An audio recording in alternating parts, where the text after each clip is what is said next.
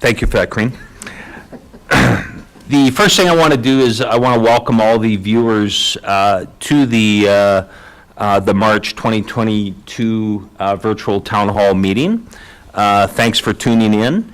And I want to get it out there right away that this is an interactive meeting, and if you have any questions, thoughts, or comments, that is one of the main purposes of this meeting, and we want to hear from you. And how you reach out to us is you actually email the town of Claresholm, and that's at info@claresholm.ca.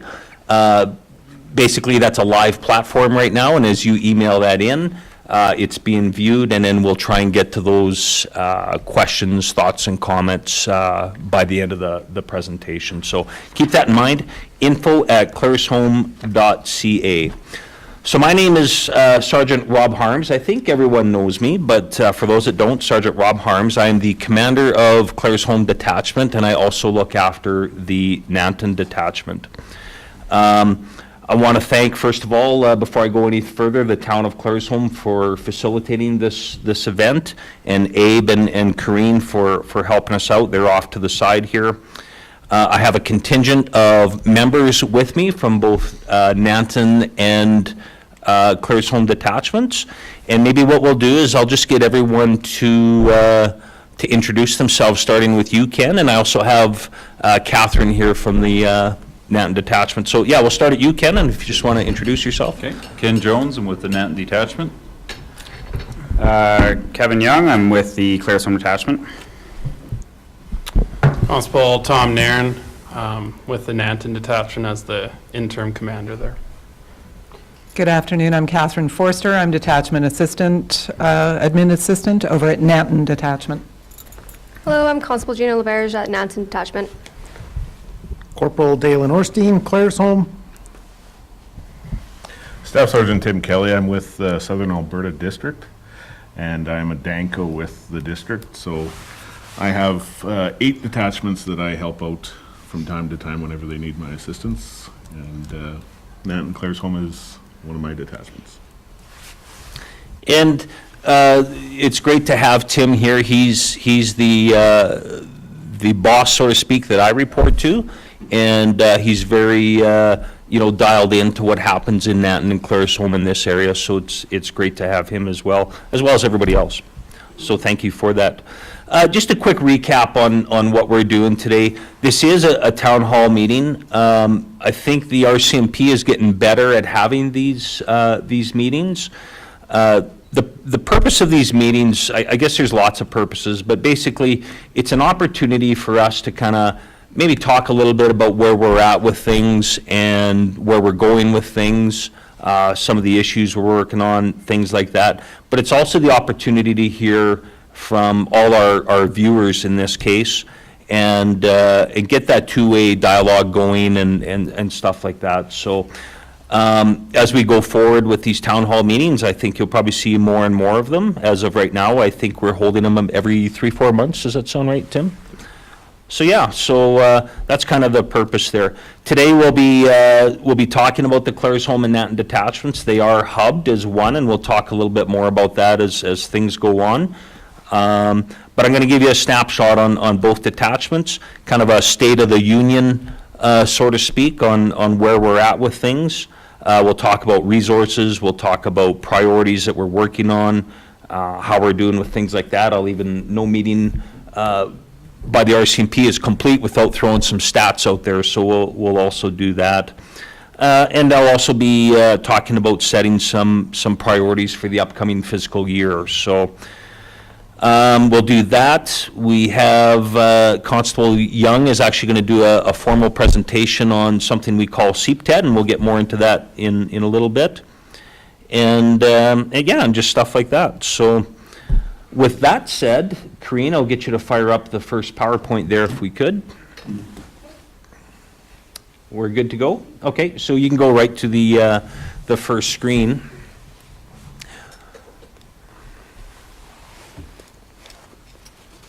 Okay, so this is, I want to talk about staffing at both units right now. This is a organizational chart on the Claresholm detachment. It is basically representing our allotted positions. By no means is it, currently what we have working there. But on the Claresholm side, we have 5 constables, 1 corporal, and a sergeant, and we have 2 full-time admin positions. So that's what this chart represents. And by no means is that what we have there right now. So on the member side, if you think about it, there's 7 members that were allotted. We currently have actually 8 members attached to the detachment. Unfortunately, 2 are not operational, which leaves 6. We're running a net of basically 6 operational members, and we have 1 vacant position there. The newest addition to our detachment, we actually have 2 new additions. On the membership side, we have Constable Chris Vitek. He came to us in late December, and he's well into his field training right now, and he's, I guess, not far from the halfway point, and it won't be long, and he'll be on his own. So I'm sure everybody, or a lot of people, have seen him out there, and if you haven't, I'm sure you will see him eventually. He's doing absolutely fantastic. On the admin side, we have 2 full-time admin positions. 1 is maintained full-time by Brenda Doyle. The second admin position for the longest time was being maintained by a part-time person, that being Arlene Jones. I'm happy to announce that we've recently brought in another part-time support person. That's Tracy Stein. And she is, with her and Arlene, they're now both part-time. They're occupying that full-time position. So we're looking really good on the admin staff. As far as the vacant constable position that I made brief reference to, it is vacant. However, I'm pleased to announce on that side that we actually have a lateral transfer coming to fill that. And in fact, I thought he would have been here by now, but there was a slight snag on his end.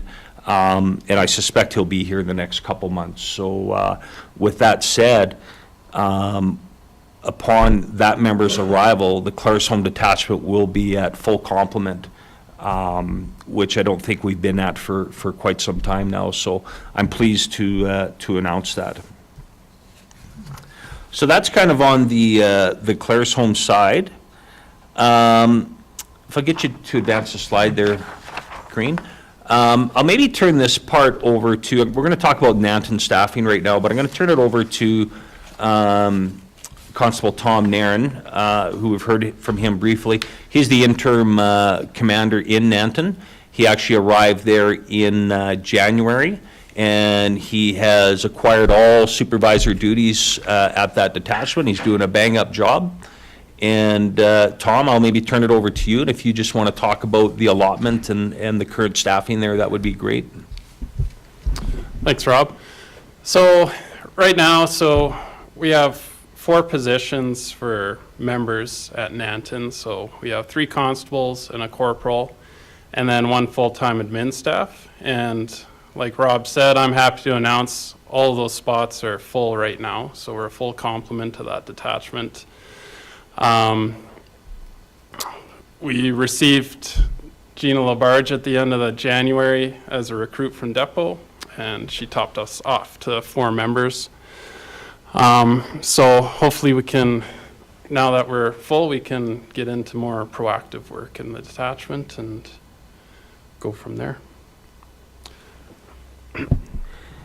And you have Catherine as the support person, and she maintains the one and only admin position there, right, Catherine? Yes. And we'll be hearing from you shortly, so. Yeah. So with that said, I'm really, really excited when we look at both units, because we have definitely, we've had some challenges, I would say, in the last several months with staffing, and that kind of comes and goes with, you know, with what we do. We have people on the move with transfers coming and going, and we're no different than any other organization. We also encounter other challenges with staffing, some of which are of personal nature, some are which are of injury nature, and so on. But I am pleased, absolutely pleased, with where we're heading with staffing. Nanton is at full complement. Claresholm will be at full complement shortly. And of course, with staffing levels comes great things and great expectations. We can do more, we can cover more area, all types of things. So I'm absolutely excited about that. We are hubbed. The two units are hubbed, and basically what that means is we're running the two units as one unit in a sense. The biggest hubbing is on the scheduling side, and if you look on the screen, I basically plotted out an organizational chart on how that looks. And really, we have the sergeant that oversees both detachments. We have the two corporals in place. We have a total of 3 admin positions, and then we have the constables. So that's the power of hubbing. Again, is more people allows us to do more things. It makes sure that we have the right coverage in place, and it goes on and on. So that's kind of how that looks. Moving on.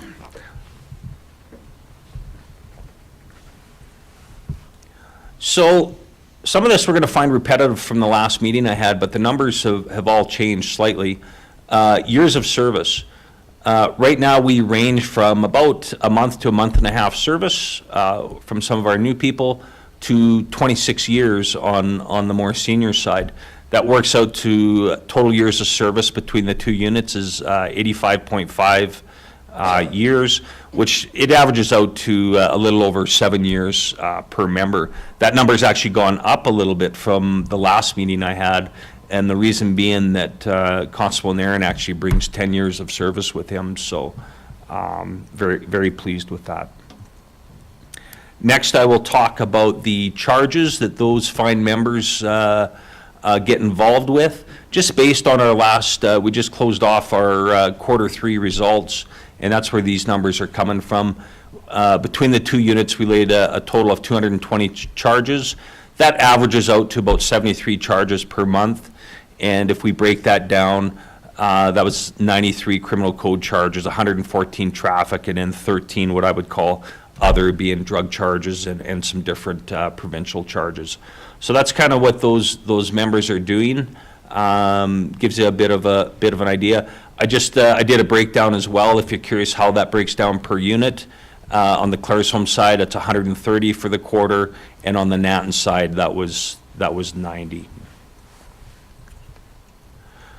Total files and investigations for the year, and that's what I mean by files, like really files are investigations.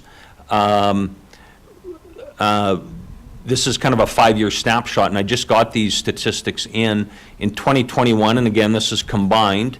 There was a total of 2,846 investigations that were done between the two units. Very similar to the previous year, and if we look at the years previous to that, we've seen actually there was a slight increase in those numbers. I'm not exactly sure why that was. I wasn't here and I can't speak to that. But definitely we're at 2846 right now, and if you're curious how that kind of shakes out per unit, of that, Claresholm had a total of 1,844 files, and Nanton had 1,002. So looks like Claresholm was about 842 higher than Nanton. So it gives you a bit of an idea of how many things we got going on and the split there. This is just kind of a neat chart, because I do get questioned about when our busy times are, and that's exactly what this chart reflects. Although we get very busy in the months of November, December, January with collisions and so on, it turns out that our busy months are actually in the summer.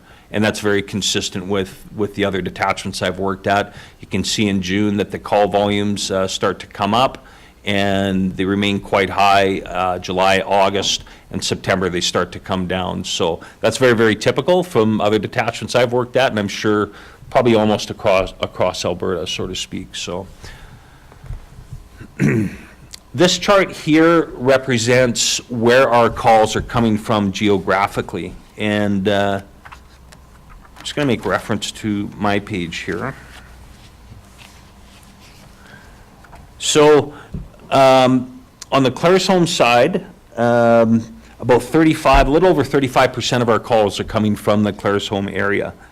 About the same amount, 35.3%, is coming from the MD of Willow Creek.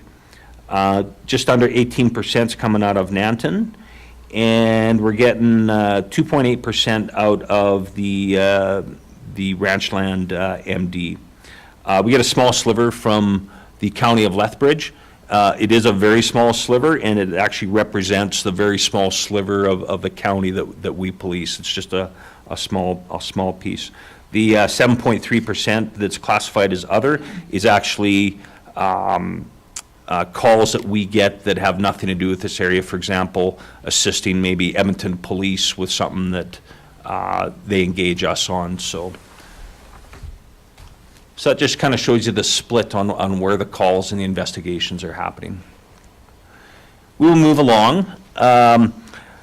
These are what I call the top categories for each detachment, kind of the big three, so to speak. And the top chart there represents Claresholm, and the circled area represents the year we just closed off, 2021. And again, this is something I think that people need to know. What category are we busiest in when we talk about calls and investigations? And on the Claresholm side, it's property crime. We had a total of 304 occurrences. The next busiest category is collisions at 160 occurrences. And then we always look at persons crimes. Persons crimes were at 97%. So we got the property crimes, collisions, and persons crimes on the Claresholm side. On the Nanton side, the same categories are basically the top three, but in a different order. Again, looking at the 2021 area that I've highlighted there, collisions is number one at 135 for the year, property crimes at 110, and total persons crimes is down at 26. So that's kind of the top three there. Just talking about persons crimes, I wanted to throw this up there. Persons crimes, I guess you could say, are deemed the most serious against victims. These involve things like assaults, sexual assaults, assault with weapon, assault causing bodily harm, and so on. We always like to take a look at that and see where we're standing. I've highlighted a couple areas there again under the 2021 column. Assaults, just common assaults, lead the category there at 41, and closely behind them is criminal harassment at 29. All the other categories are substantially lower. Interestingly enough, if you look at the homicide category, we're actually showing one homicide under 2021. That in fact is not a homicide. There's a bunch of subcategories that fall into that category. And one of them is counseling someone to commit suicide. And it turns out that we have a youth investigation ongoing where that's exactly what's being investigated. So by no means is that a homicide, but it shows up in that category. Claresholm property crimes. This category is a little bit more active. The top categories as far as number of occurrences, frauds are up at 70. The theft under 5,000, which is kind of that petty crime in a sense, is at 74. And then we have some mischief at 43 and theft of motor vehicles at 21. When I look at those numbers, what is most concerning to me? I mean, they're all concerning. The frauds at 70, that is something, that type of crime is ongoing and it's not getting better. And I think just about probably every viewer probably has a story about fraud or attempted fraud, whether it be over the phone or over the computer. A lot of this stuff is initiated out of country, but we become subject to it and victim to it. So that's definitely a number that's quite high. The other one I pay attention to is theft of motor vehicles. We're showing a 110% increase from last year and a 17% increase from over the last 5 years. So kind of just gives you a snapshot on property crimes. I'll talk on the Nanton side now and just go over the same type of categories there. Persons crimes, nothing too severe here as far as radical numbers, but assaults are at 7 and criminal harassments are at 11. On the property crimes for Nanton, we're showing a little bit more activity there. Theft under 5,000 is at 35. Mischief and damage to property is at 15. Theft of motor vehicles is at 7. So definitely some property crimes going on there. So that's kind of a snapshot of some specific statistics pertaining to both detachments. What I've got here in the next couple slides is what we call crime gauges. These are just a real quick snapshot of certain categories, but they kind of give you a really good idea of where we're at with things. For example, the page on the left represents the Claresholm detachment over the last year compared to the previous year, 2020. Up on the top there just shows we've had an 8% reduction in persons crimes, a 5% increase in property crimes, and a 5% in other crimes. The bottom part breaks down property crimes. We've had a 22% decrease in break-and-enters. We've had an increase of 11 with stolen motor vehicles, and a 30% decrease in theft under 5,000. So that's just kind of a quick summary and snapshot. Nanton on the right, you can see the arrows are all pointing in the right direction. 37% decrease in persons crimes, 27% decrease in property crimes, no change in the other crimes. And then again, the property crimes are broke down, showing significant decreases in those areas. Now, an interesting thing about this, we had a meeting not long ago where we entered into a discussion about when we see decreased crime rates, does that maybe represent people not reporting those crimes? And that's a hard one to gauge for sure. And I don't know that we'll ever have a true understanding of that, but what I can say is this, is after we had that meeting, I actually went and looked at our statistics. I looked at the calls that fall into these categories, for example, persons crimes, and I looked at the B&Es and so on. And I think I can say with a degree of confidence that people are still reporting crimes.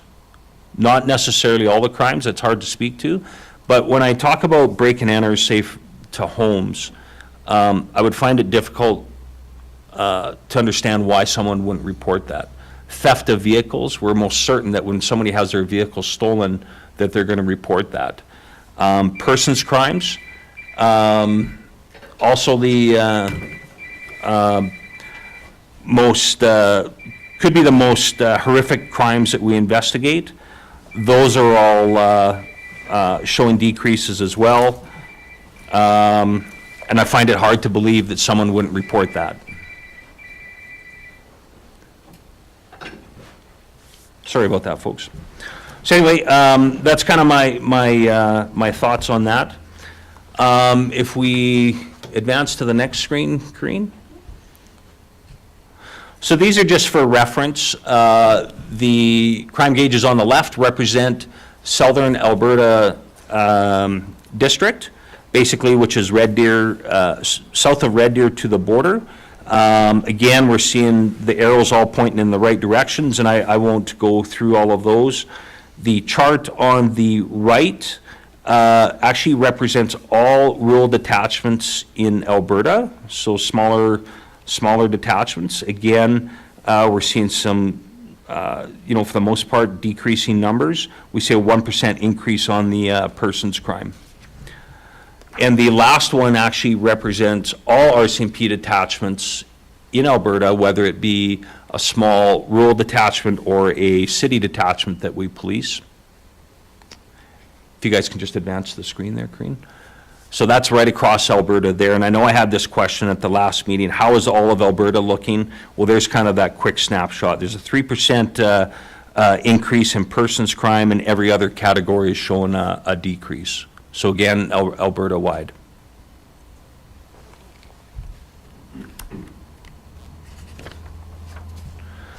Talk about detachment priorities. Do you want to talk about our detachment priorities, Tom, and just what they are and what they mean and how we arrive at those? Each detachment there? Yeah, just, not the results, just what they are and stuff. Yeah, for sure. So both detachments, we kind of have similar priorities. I think the only stipulation is in traffic safety, Claresholm's focusing on intersection-related violations, and Nanton's focusing on speeding violations with the Highway 2 going through town. This causes problems. So first priority for both detachment is traffic safety.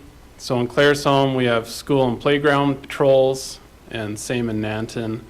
So that's us doing speeding enforcement, traffic enforcement within the school zones, making sure people are driving safe, and kids can get to school safely. Our next priorities are police and community relations and visibility.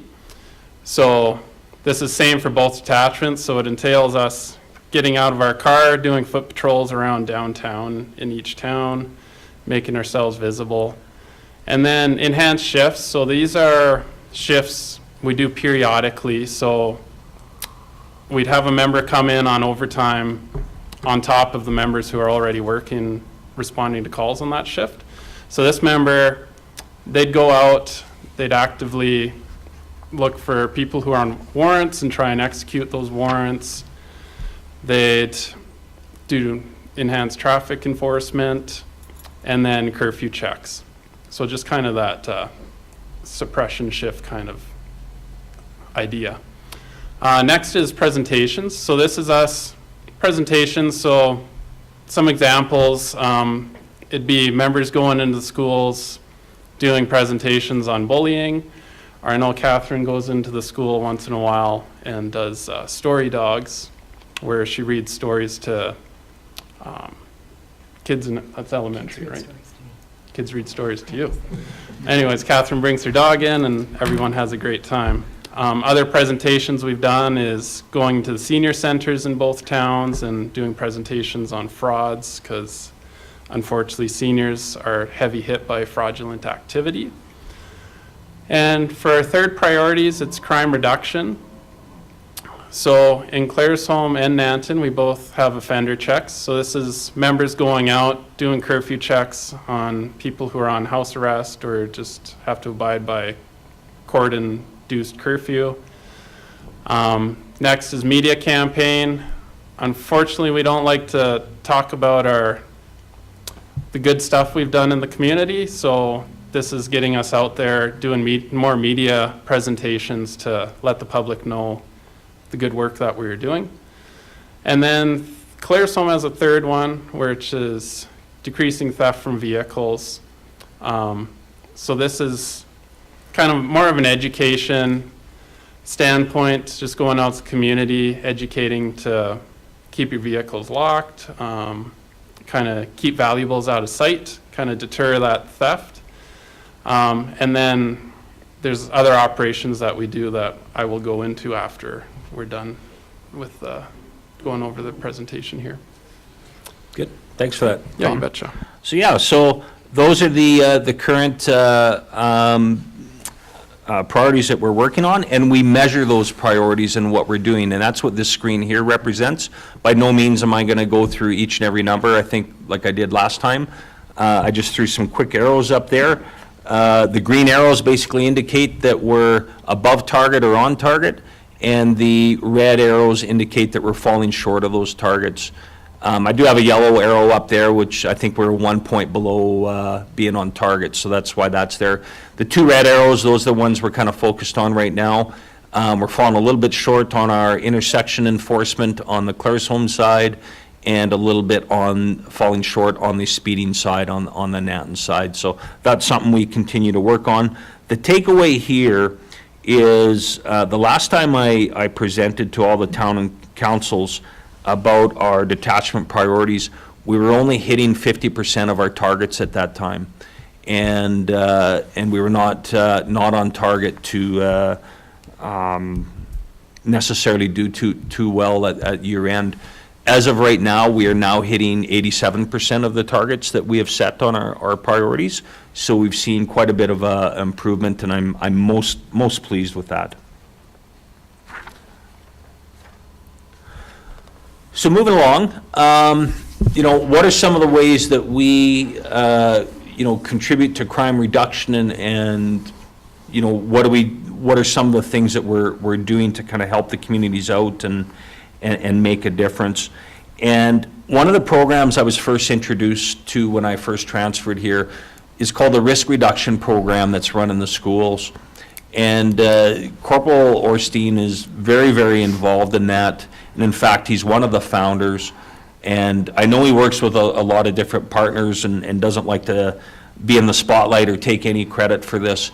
But this is a program that is absolutely fabulous and truly, I think, changes the community and the youth for the good. And basically what it entails is us being welcomed into the schools to address youth. And maybe, Dalen, if you could just talk on that, what that program looks like and what we're doing there, that would be great. Sure. So probably 7 or 8 years ago, myself, the fire chief at the time, Kelly Starling, Barry Arnestead is the clinical educator, is a nurse at the hospital, and Bevnik Nutt from the high school, as was the assistant principal. And we thought that we needed to have a program in place for our kids, that we could interact with them, that we could teach them about some of the risk behavior that they're taking and some of the consequences. And we didn't want it to be all doom and gloom and all negative. So that, like I said, was probably 7 or 8 years ago that we started that, and it really kind of took off from there.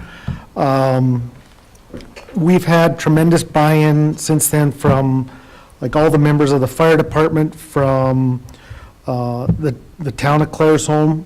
Ryan Rasmussen ran the program for a couple of years when he was a bio officer here. Alberta Health Services, Alberta Mental Health, and the program's kind of developed into its own little thing now, where we do a scenario in the morning, and then the afternoon the kids are broken down into groups and they meet with different stations where they learn some first aid, they learn some, the physiotherapist from the hospital comes and talks to them about consequences about trying to grow up with, being in a wheelchair, and yeah, it's been a tremendous program. We're hoping that we can expand it up to Nanton here this year as well. And I think Corrine, I think our kids were the first group in grade 9 there. So Madison and Odin went to school together, and from there it's just kind of taken off, and the support that we've got from the school has been incredible. We now also go into the high school and meet with grade 12s once a month. If it's not us, then it could be Alberta Health Services, it could be mental health, and we meet with grade 12s just to talk about test taking and anxiety, about moving away from home and being safe outside of home. And like I said, it all started with just this little program at the beginning, and it's been really good. The big push for us at the start was we're an hour from Calgary and an hour from Lethbridge, and nobody really wanted to meet us halfway to come out and do a presentation, so we developed our own. In the end, I think that was probably the best decision that we made, just because the community buy-in's been incredible. Yeah. So, and knock on wood, we haven't had any serious injuries with any of our local youth since this all started. So yeah, we'll keep it running. Very good. COVID's thrown a wrench into it, obviously, Yeah. but we'll spin back up here shortly. So. And youth is a priority for the RCMP, and I mean, it just makes common sense, right, to focus on the youth, to make sure they have the tools that they need to be successful in life, and help give them that right guidance. And I can't say enough about this program, and the schools allowing us to come in and do that. It's absolutely huge. Thanks for that, Dalen. One of the other initiatives that I wanted us to speak to today, because it really ties into property crime, specifically theft of vehicles. And as indicated when I breezed through the stats there, we do see vehicles stolen from this area.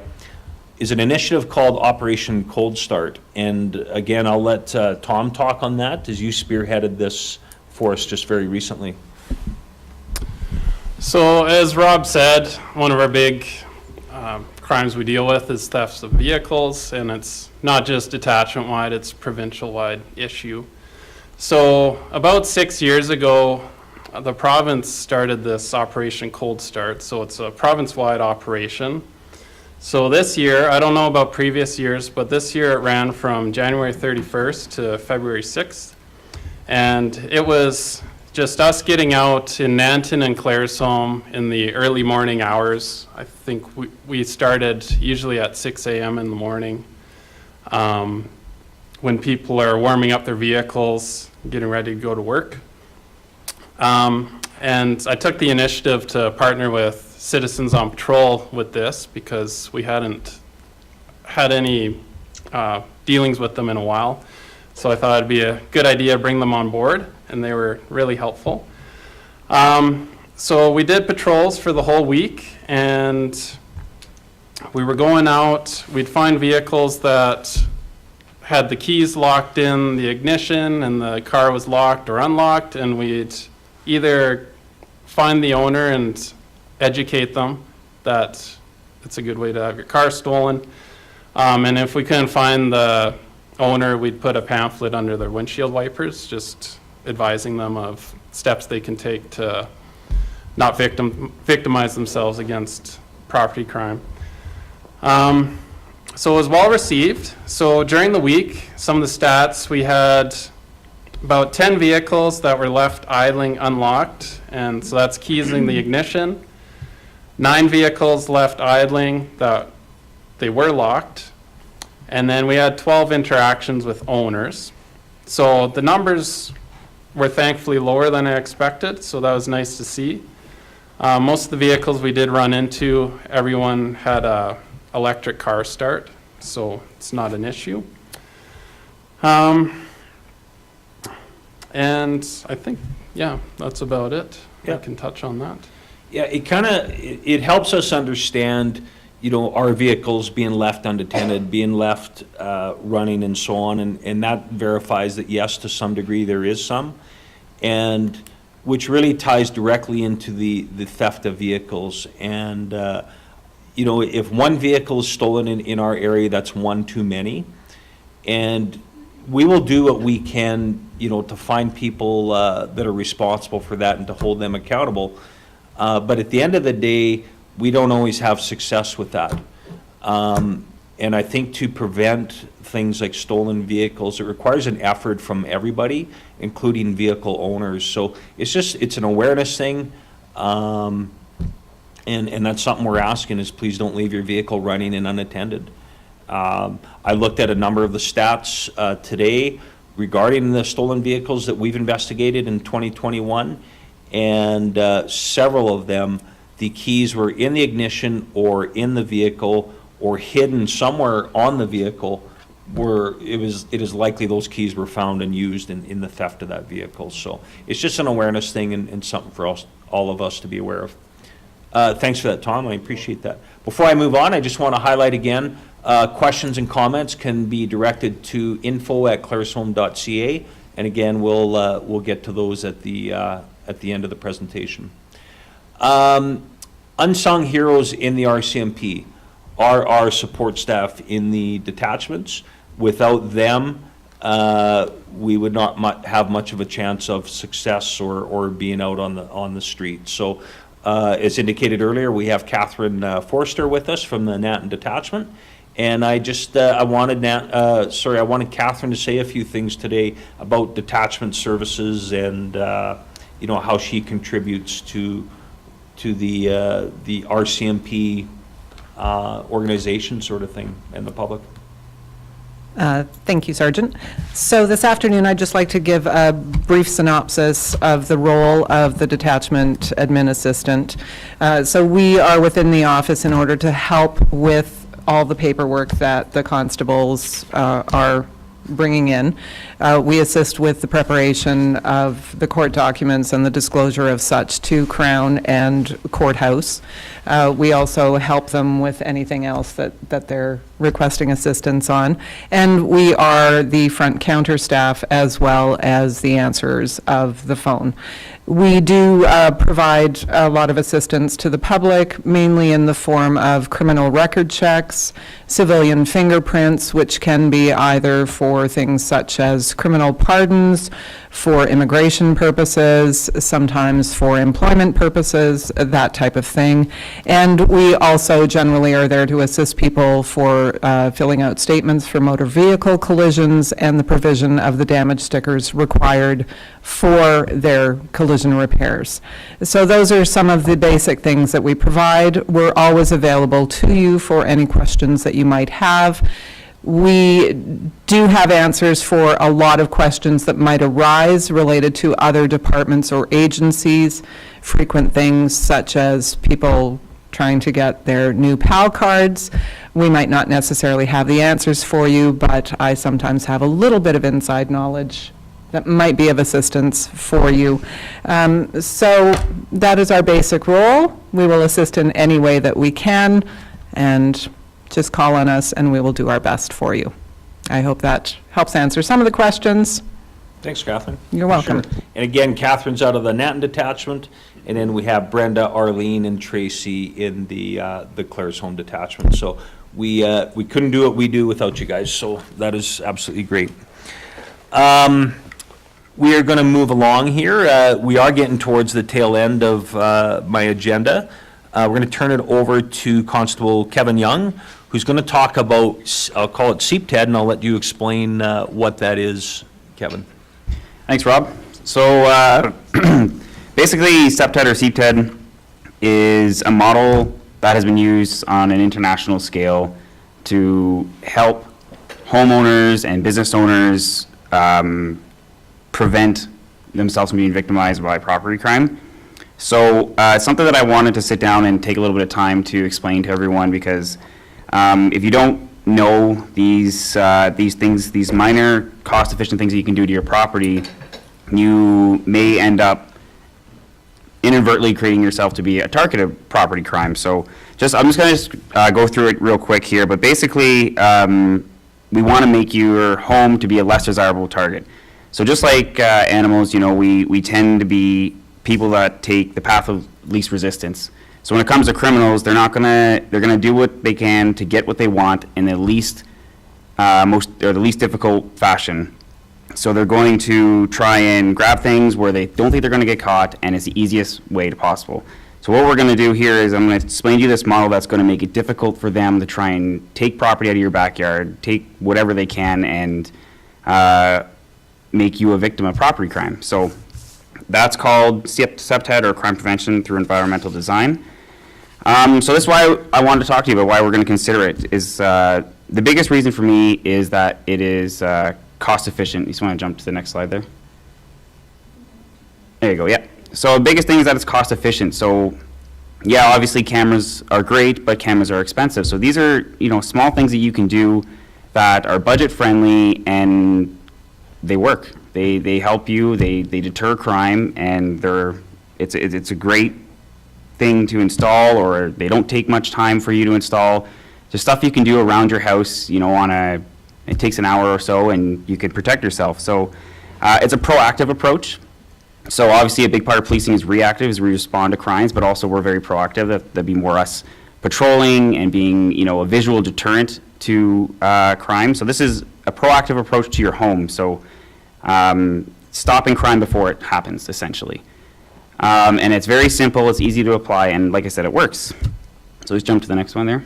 So this is something that they teach a lot in criminology courses and such around today now, but it's called the broken window theory. Basically, it's a theory suggesting that a residence that is left unrepaired or it's left untaken care of can invite further crime.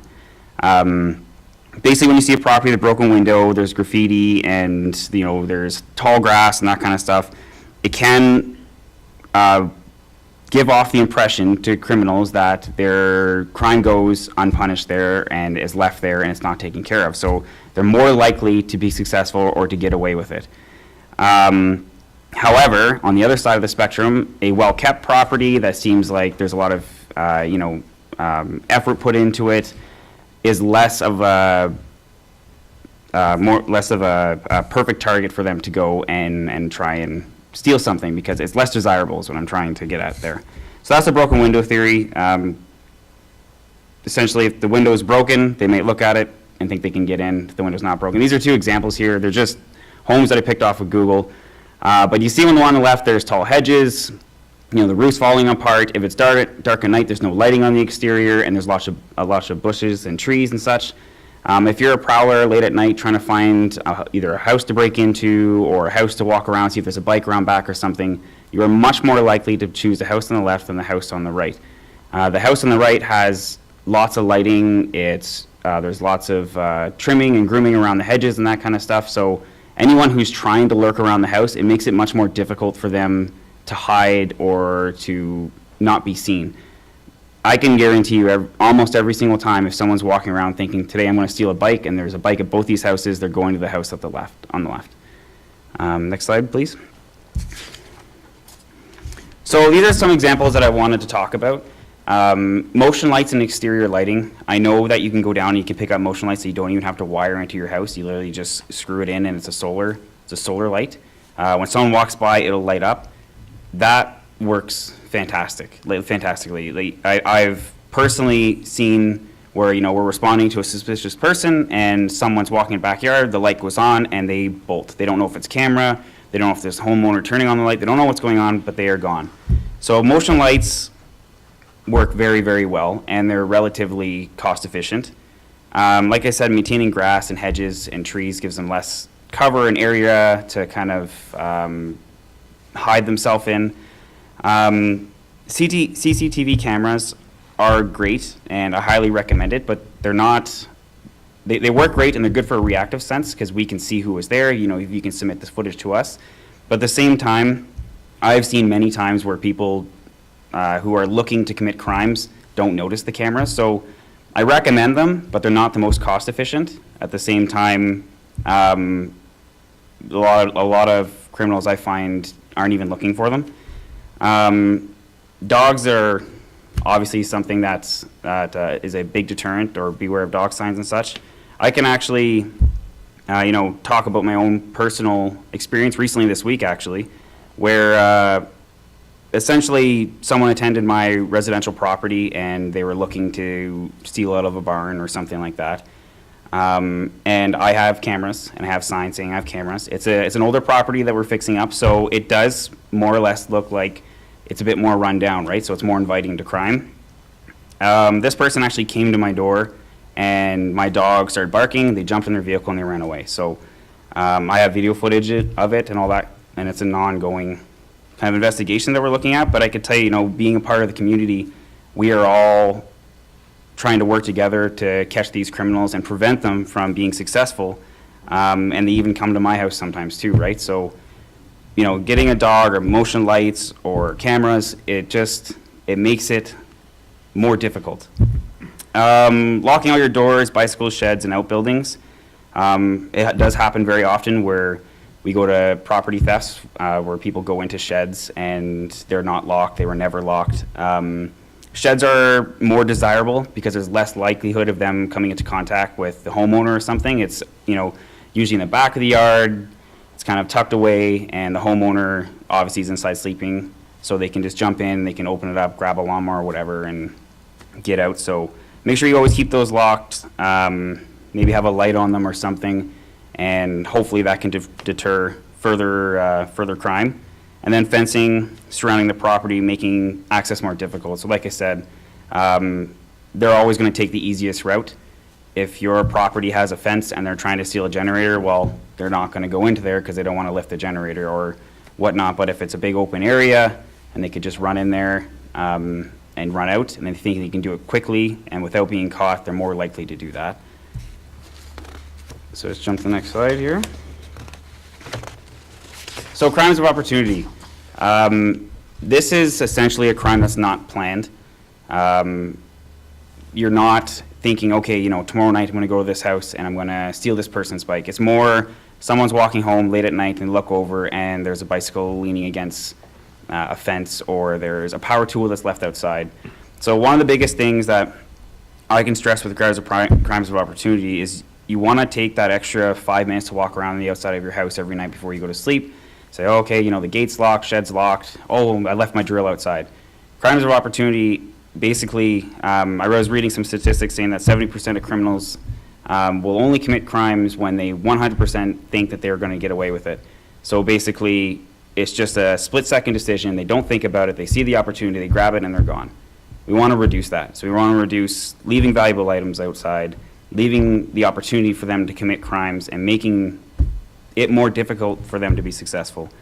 I touched on this real briefly about vehicles being left unlocked on real properties with keys in it, obviously because that's something that we've experienced a lot, but Operation Cold Start has done a great job, and we continue to educate homeowners about that. So that would be a crime of opportunity, right? Walk by, car's running, they can jump in and take off. So that's essentially it for SEPTED when it comes to just a brief, very quick explanation. There's courses that you can take online. There's tons and tons of information out there that you can look up, and you can always come and talk to me personally about it. I'm a big advocate for SEPTED. I know it works. I've seen it work. And if you have any other questions, or you want any recommendations, or what you can do quickly around your home to make yourself or make it harder for criminals to victimize you, or make yourself less of a target, feel free to come talk to me, or I can give you a copy of the slide or this presentation or whatever. Essentially, we're trying to limit snatch and grabs and those kind of style property crimes. And I think if we can get this model rolling within the areas of Claresholm and Nanton and the MD, we can get that property crime number that Rob was talking about there significantly lower. Yeah, that's SEPTED in a nutshell. Thanks for that, Kevin. That's a good job. So SEPTED is not a new concept by any means, but I don't think it's practiced and utilized enough by police agencies and by the communities. It just so happens that the RCMP has internal training on this. Some of us have it, some of us don't. And the one thing that we're going to do going forward with the Nanton and Claresholm detachments is we're all going to take that training, and we're going to get better educated on it. There is a science behind it. It's a proven thing that taking certain steps will potentially prevent you from being victimized. And the reason we're going to take that training is so we can share that knowledge with our community when we're at the scene of a break and enter. If it does happen, maybe we can offer some SEPTED advice on what should be done. And I know, Tom, you've had a file in Nanton where I've identified that SEPTED would be quite beneficial to that person that keeps experiencing theft over and over again. So that's kind of the idea there, and what we want to do with that going forward. So again, thanks, Kevin, I appreciate that. Again, just to our viewers, questions, thoughts, and comments, email to info@claresholm.ca, because we are near the end of our agenda here.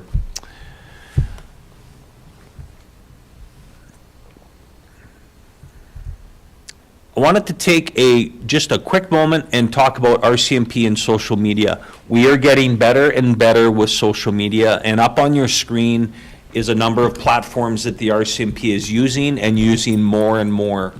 The first three, Twitter, Facebook, Instagram, not so new. The fourth one, very, very new.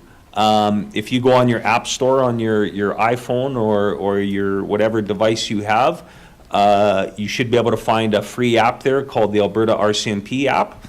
I highly recommend that everyone from the community download this. It has a number of features to it, and I haven't listed them all, but some of the main ones. You can actually report non-urgent crimes on one of the segments there. There's contact info for every detachment in Alberta. You can make a Crime Stoppers tip on there. There's crime maps, there's crime statistics on there, and a big thing is there's news. And sometimes that news is important. If there's something unfolding in your community, one of the first things we do, if it's of an urgent nature, is we like to get word out to the public. For example, if there's a police operation ongoing in a certain neighborhood, you know, that will pop up in this app and in the news section. So there's a lot of advantages to downloading that app, and I highly encourage it. Again, it's called the Alberta Rcmp app. The one social media platform that's not up there that I should have put up there is the TikTok account. Alberta RCMP now have a TikTok account. I haven't looked at it recently. It's just getting up and going. But same thing, I encourage everyone to have a look at that as well. Moving along, this is the last point on my agenda. I think we have 2 slides left or 3 slides left, and it's all about setting our upcoming detachment priorities.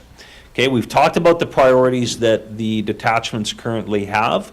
Our fiscal year ends March 31st, and the new year starts April 1st for us. It's at this time of the year, every year, that we revisit our detachment priorities. We solicit input from virtually everybody that we can, our partners, our elected officials, and most of all, the public. And we want to hear what everyone thinks we should be working on and what we should prioritize. We usually pick 3 to 4 topics, and once those topics are selected, we actually sit down amongst ourselves, and we figure out kind of a roadmap on how to address those priorities, and often it includes enforcement or education initiatives, and then we actually measure those initiatives. We set targets for our memberships, and then we measure those initiatives, and we report those to council and to the public as time goes on. So we did a little bit of that today with the current initiatives. Now we just have to set our new priorities. One of the things we've done, and we have been soliciting different groups for their input, and we've got a lot of input. But one thing we did this year that I haven't been involved with in the past is actually putting a survey out to the public. And this chart here represents the survey that's currently running right now, and we have a slide coming up that tells you how to log into this survey. It closes off March 15th, but it is currently running right now. We've had 101 responses to date on this survey, which is fantastic. I never thought we would even hit half of that. We're at 101 already, and our survey is still running for several days here. But this pie chart here just quickly shows kind of who's responding to this survey. And just at a quick glance, I can see we have Nanton at almost 35%, Stavely at 16.8%, Claresholm at 37.6%, MD of Willow Creek at 8.9%. Parkland has responded, so we're getting a really good response, and from a wide variety of people from different geographical areas. Now, if we go on to the next slide, one thing you'll find on the survey is we kind of have some pre-selected priorities that we've asked you to prioritize and asked you what you think the top 3 should be. And this is my most recent download, so to speak, from that. I'm most pleased and splendid to see this. Our number 1 leading category right now that the public is telling us that they want to see for priority is crime reduction and prevention. Just so happens to be one priority that we have right now, but I totally agree that needs to be a priority, and obviously the public does as well. The close second to that is drug enforcement and education. And that is of no surprise to me. Often we know that other crimes actually involve people involved in the drug trade. So that's no surprise. Traffic safety, speeding comes in 3rd. Impaired driving enforcement comes in 4th. And 5th comes in the police community relations. So those are kind of the top 5, and you can see the other categories there not scoring quite as high. But I am most pleased with this, and what I can say right now is this survey aligns, for the most part, with what we're hearing from our elected officials and our partners, and also our statistics. So, for the most part, I think everyone's on the same page. We'll let this survey run till March 15th, and then we will, again, analyze the results. We'll analyze all our input from everybody else that we've solicited thoughts from, and then we will select what the priorities are, and we'll select a roadmap on how to best address those priorities. But it's going quite well. Just to see the feedback we're getting, I'm most impressed. The one thing that I don't have posted up here is we actually have an open comment section where people can indicate other priorities that we don't have listed, and they can also just give us general feedback. And I'm not scared to say that of that general feedback, we're seeing some great support. We're seeing some great comments about our performance. We're also seeing some criticism and some not so positive comments, which I am absolutely good with. We need to hear that. We need to know how people are feeling. We need to know, if people have suggestions or if we're falling down somewhere. So, if you haven't participated in that survey, I strongly encourage you to do so. And up on the screen right now is the web address on how to find that survey. I believe the town of Claresholm actually has that posted on their social media sites as well, right? Again, that closes off March 15th, so if you haven't jumped in on that, please do so. If you don't want to participate in the survey and you have some feedback or some thoughts on the what the priorities should be, I have 2 email addresses up on the screen. Feel free to drop us some comments on those, and we'll factor those into all our results that we're collecting. So that is everything that I have on my agenda. Want to turn it over to Tim. Tim, do you have any thoughts, comments, anything you want to add? Not too much, just so everyone's aware, I've only been in the role for Danko for Claresholm Nanton for about 4 months now. Well, it's coming up on 4 months at the end of this month. And from what I've seen, Rob and his crew have done a great job so far. Thomas, I've worked with Thomas in the past in Saddle Lake, probably about 6-7 years ago, and he's done a great job down here. That, just for your information, when he was running the Operation Cold Start, that was when Coots was going on, and everyone was losing a ton of members and people to the protests. So I mean, for them to get stats while that was all going on that's an amazing thing, because I mean, he's plus how many different protests did we have in this area here along number 10 or 2? I mean, yeah. So I mean, you were busy, and you still have the time to do that. That's awesome. So great job on that. And I mean, just for me, when I don't have to come down and help out as much, I know that the commanders are doing a great job, and Rob, I haven't had to deal with Rob or Claresholm and that for a long time, so I know he's doing a great job down here, and I really appreciate all his hard work and all his people's hard work as well. So thank you for that. Thanks, Tim. One of the main goals that I identified when I first transferred to Claresholm and Nanton, I was asked it several times by elected officials and even by the local media outlets what my big goal was. And at the end of the day, my goal is to make sure that we're offering the absolute best policing model and the best policing we can to this community. And that still remains my goal. I work hard at that, as do the fine members that you see sitting here and the members that aren't here today. We have great members. I think we're very, very blessed with that. We will continue to work hard for the communities, and we know and we recognize that you can always do better, and that's part of having this meeting and part of reaching out to the public. So yeah, we look forward to what lies ahead. Does anyone else have anything else they want to add before we go to questions? All good? Gina, was that a yes? No? Okay. All right. Do we have any questions that came in? Yes, we have a comment here, and it's just mentioning the risk reduction program. 2 RCMP members from Brooks did a presentation on February 4th to the grade 10s in Claresholm and Nanton on human trafficking and how youth can be exploited. So maybe just looking to provide some feedback about that. Most certainly. I'll comment on that one. We had some local advocates that identified a desire and a need to maybe do some prevention presentations to the youth in the communities about human trafficking. And what we mean by human trafficking, obviously, is basically the prostitution of young people.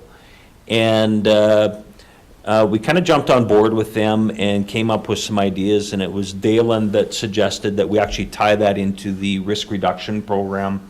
And that's exactly what we did. We brought over what I would call a subject matter expert officer from Brooks, Constable Sharon Peters. She came over. She's got a background in investigating and working on human trafficking cases. And unfortunately, I missed her presentations, but she did present at both Claresholm and Nanton. And yes, we got great feedback on that. And as a matter of fact, I heard feedback as recent as yesterday on that. So it went over very, very well. And again, you know, there was a need identified for the community, and that's something we were able to adjust to and deliver that. So it did go over well. Is there anything else, Dalen, you want to add to that? No. Okay. All right. Sometimes night responses take up to 40 minutes. Why is that? Response times, yeah. It's difficult to comment why, you know, if there was a particular call that we were on, why it took 40 minutes to get to that particular call. Obviously, I would have to know which call that is. What I can tell you is we have officers out working during the day, working during the night. You know, we're covering a geographical area that's quite large.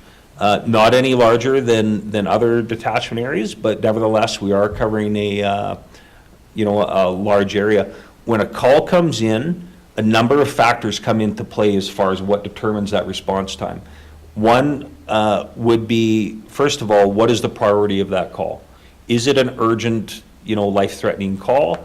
Or is it a call about something that happened yesterday or last night or last week that maybe has no urgency to it? So that's one priority. The other big thing that comes into play is, where are our police officers in relation to that call? And the third thing that comes into play is, what are those officers currently doing when that call comes in? Are they tied up on another call? Are they free to, respond to that call right away? So those are just a few of the things that come into play. I will say that there is some people that, they want a police officer immediately, as would I if I'm calling for the police. But sometimes the officers have to prioritize or break free from what they're working on to respond to those calls. So again, it's difficult for me to be specific on that.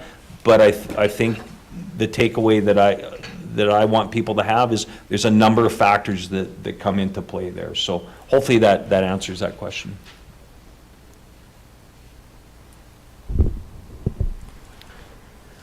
Do the officers live in the community? So of the Nanton and Claresholm members, I think all but one live within the detachment area.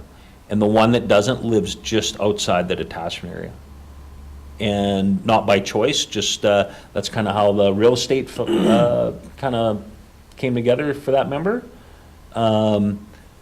But by no means do we have members, for example, living in Edmonton and commuting. Everyone is local to the detachment areas. Right? Would that be fair? Do officers work past 10 p.m.? The answer is yes. And that's a great question, and I probably know what the underlining, question is on that one. Our officers work day and night, and we will never reveal exactly how many officers are working or what their shift schedules and so on. That's for, that's something we just choose to keep close to us for a number of reasons. But what I can tell you is, yes, our officers do work past 10 p.m. and well past 10 p.m. and well into the evening and into the early morning hours. So most certainly we do. Okay, It's and safe to say that we can, when lots of people are showing, or getting ready for work, we're going home from work. So there's gonna be some switch over there, and, Yeah, like good Rob point. said, yeah. last question we have here, why do the RCMP not have barbecues or PR events at their attachments anymore? And will that ever happen again? Yeah, I totally get that, and I've been a part of a number of those events and hosted some of those events in the past. I will say this, COVID has really changed how we do a lot of our social events. During COVID, the RCMP has operated in a manner where, we've made sure that we're very, very cautious, not only with ourselves, but with the public. We want to make sure we're not getting, the public sick. We want to make sure we're not getting our officers sick. And unfortunately, it's changed the way we do business. And, we have not had any of those events from what I know of anywhere. Will they come again? I suspect so. As we can see, things are kind of loosening up with COVID, and I most certainly hope that we can. This meeting is another example. If I think, I can't speak for everybody, but if I had my choice, I would not be doing any of my meetings virtually. We would be doing them all in person, in a hall, over coffee and so on. But it's really changed how we operate and how we can do business. So my answer to that is, I hope we can have some in the near future.